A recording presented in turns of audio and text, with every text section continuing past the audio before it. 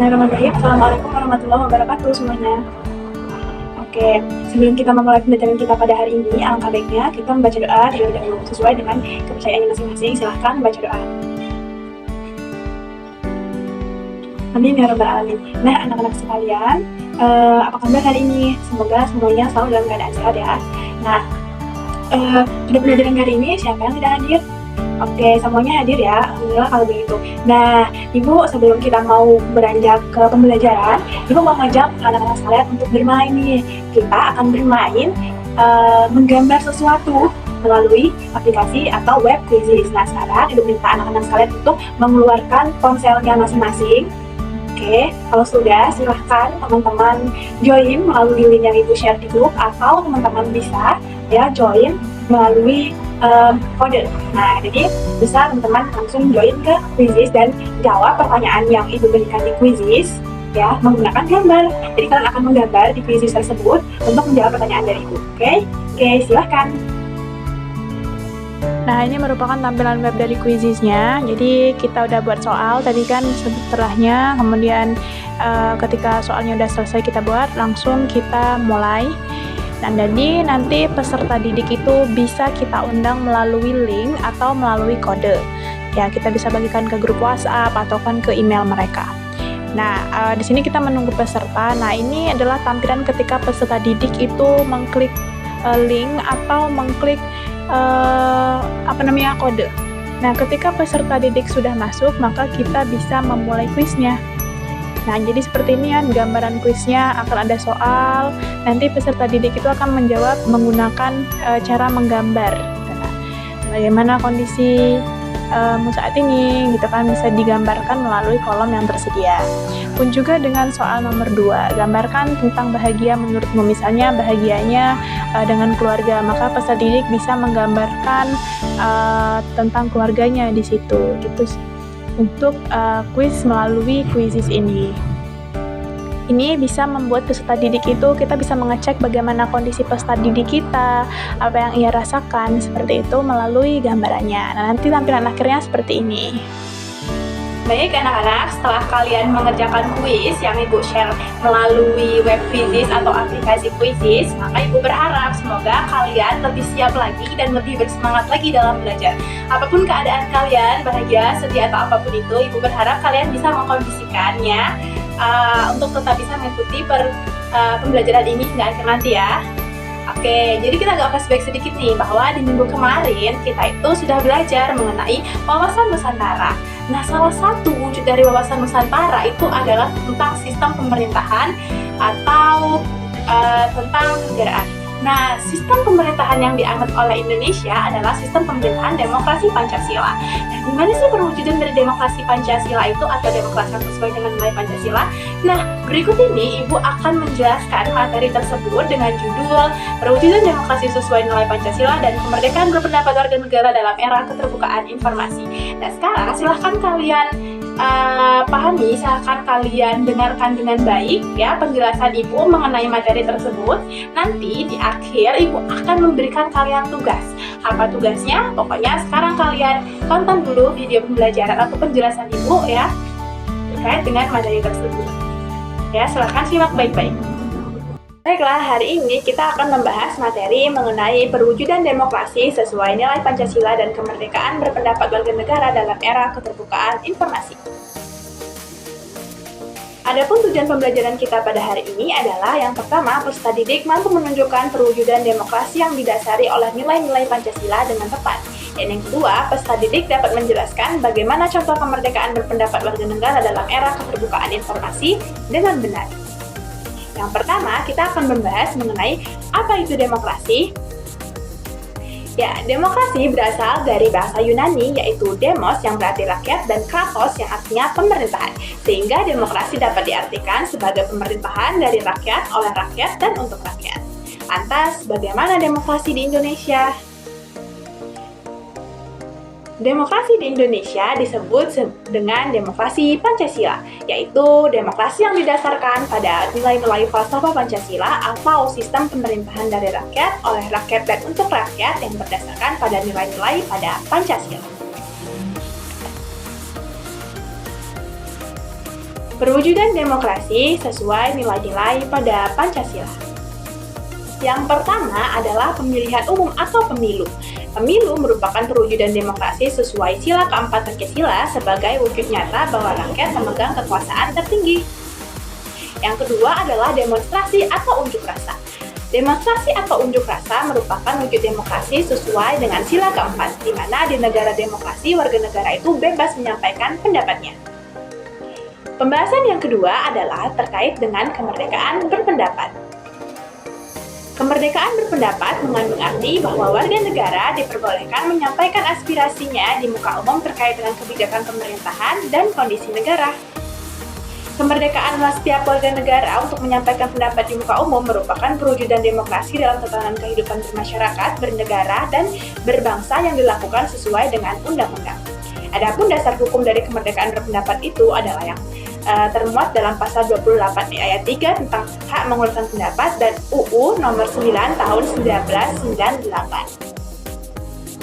Menyampaikan pendapat dengan benar. Sebelum kita menyampaikan pendapat di muka umum, ada beberapa hal yang harus kita ketahui. Yang pertama, kita harus menyampaikan pendapat dengan tertib dan dengan kata-kata yang santun. Yang kedua, pendapat tidak boleh memuat unsur sara dan tidak boleh provokatif ke hal yang negatif. Yang ketiga, pendapat harus disampaikan. Yang ingin disampaikan harus memiliki data dan fakta yang dapat dipertanggungjawabkan. Sarana menyampaikan pendapat di era keterbukaan informasi. Di era keterbukaan informasi, teknologi menjadi satu hal yang sangat mempengaruhi, sehingga pendapat dapat dilakukan dengan dua cara.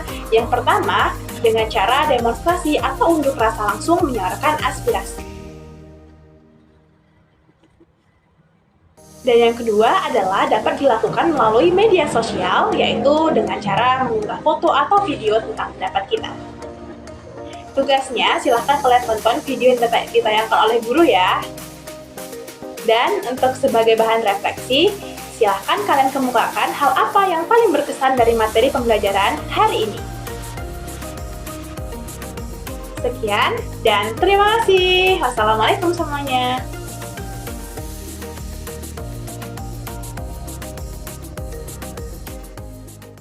Oke, setelah kalian mendengarkan penjelasan ibu tadi terkait dengan materi perwujudan demokrasi sesuai nilai Pancasila dan praktik kemerdekaan berpendapat warga negara dalam era keterbukaan informasi, Ibu harap kalian semua bisa mengetahui tentang bagaimana perwujudan demokrasi di Indonesia dan bagaimana sih kemerdekaan berpendapat itu, apa hubungannya dengan demokrasi, dan bagaimana caranya menyampaikan pendapat dengan benar.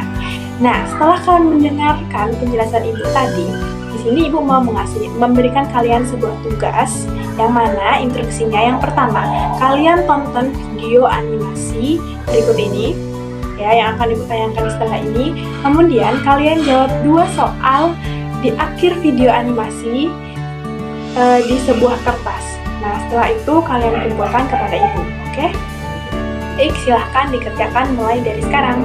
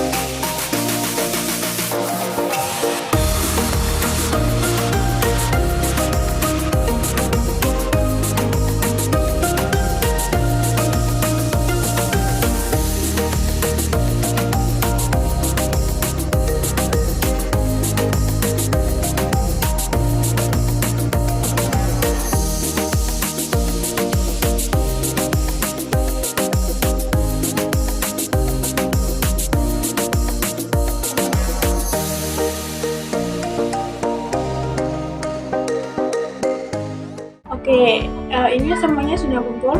Oke, terima kasih sudah mengerjakan tugas yang Ibu berikan dengan baik. Semoga hasilnya baik juga ya. Nah, jadi dapat kita simpulkan dari pembelajaran kita pada hari ini bahwa demokrasi merupakan pemerintahan dari rakyat, oleh rakyat, dan untuk rakyat.